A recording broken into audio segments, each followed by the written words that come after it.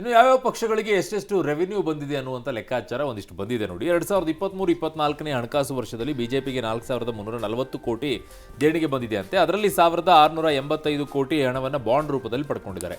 ಕಾಂಗ್ರೆಸ್ಗೆ 1,225 ಕೋಟಿ ಹಣದಲ್ಲಿ 828 ಕೋಟಿಯನ್ನು ಬಾಂಡ್ ರೂಪದಲ್ಲಿ ಪಡ್ಕೊಂಡಿದ್ದಾರೆ. ಸಿಪಿಐಎಂಗೆ 167 ಕೋಟಿ, ಬಿಎಸ್ಪಿಗೆ 64 ಕೋಟಿ, ಎಎಪಿಗೆ 22 ಕೋಟಿ ದೇಣಿಗೆ ಬಂದಿದೆ ಅಂತ ಎಡಿಯಾ ಹೇಳಿದ್ದಾರೆ.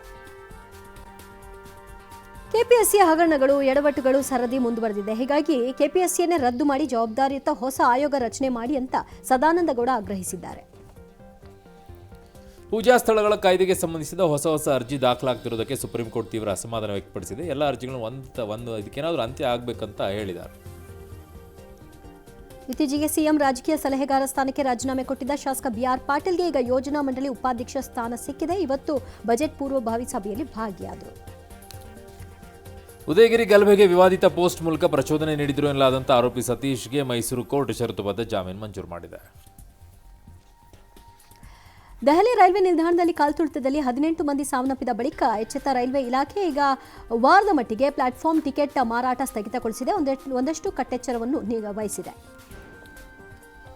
ಅಯೋಧ್ಯೆ ರಾಮ ಮಂದಿರ ಈಗ ಆದಾಯ ವೈಷ್ಣೋದೇವಿ, ಶಿರಡಿ ದೇವಾಲಯಗಳ ಆದಾಯವನ್ನು ಮೀರಿಸಿಬಿಟ್ಟಿದೆ. ಕಳೆದ ವರ್ಷ ಅಯೋಧ್ಯೆ ರಾಮ ಮಂದಿರದ ಹುಂಡಿಗೆ 700 ಕೋಟಿ ಹಣ ಹರಿದು ಬಂದಿತ್ತಂತೆ.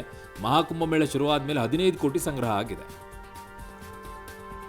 ದಿಲ್ಲಿ ಸಿಎಂ ಯಾರಾಗ್ತಾರೆ ಅನ್ನೋ ಪ್ರಶ್ನೆಗೆ ಇವತ್ತು ಮಧ್ಯಾಹ್ನ ನಿಗದಿಯಾಗಿದ್ದ ಬಿಜೆಪಿ ಶಾಸಕಾಂಗ ಸಭೆ ಕೂಡ ದಿಢೀರಂತ ರದ್ದಾಯಿತು. 19ಕ್ಕೆ ಮುಂದೂಡಿಕೆ ಮಾಡಿದ್ದಾರೆ. ಫೆಬ್ರವರಿ 20ರಂದು ಸಂಜೆ 4:30ಕ್ಕೆ ದೆಹಲಿಯ ರಾಮ್ಲೀಲಾದಲ್ಲಿ ನೂತನ ಸಿಎಂ ಪ್ರಮಾಣ ವಚನ ಸಮಾರಂಭ ನಡೆಯುತ್ತೆ ಅಂತ ಹೇಳಲಾಗ್ತಿದೆ.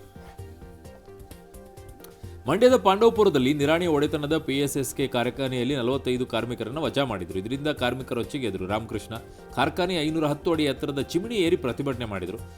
ಮತ್ತೆ ಕೆಲಸಕ್ಕೆ ಸೇರಿಸ್ಕೊಳ್ಳಿ ಅಂತೇಳಿ ಆಮೇಲೆ ಮನವೊಲಿಸಿದಾರಂತೆ ಪೊಲೀಸರು, ತಹಶೀಲ್ದಾರ್. ಭೀಕರ ಕಾಲ್ತುಳಿತ ದುರಂತ ಸಂಭವಿಸಿದ ನವದೆಹಲಿಯ ರೈಲ್ವೆ ನಿಲ್ದಾಣದಲ್ಲಿ ಆರ್ಪಿಎಫ್ನ ಮಹಿಳಾ ಸಿಬ್ಬಂದಿ ತನ್ನ ಮಗುವನ್ನ ಕಂಕುಳಿನಲ್ಲಿ ಇಟ್ಕೊಂಡು ಕರ್ತವ್ಯ ನಿರ್ವಹಿಸಿದ ವಿಡಿಯೋ ವೈರಲ್ ಆಗಿದೆ, ಮೆಚ್ಚುಗೆಗೆ ಪಾತ್ರವಾಗಿದೆ.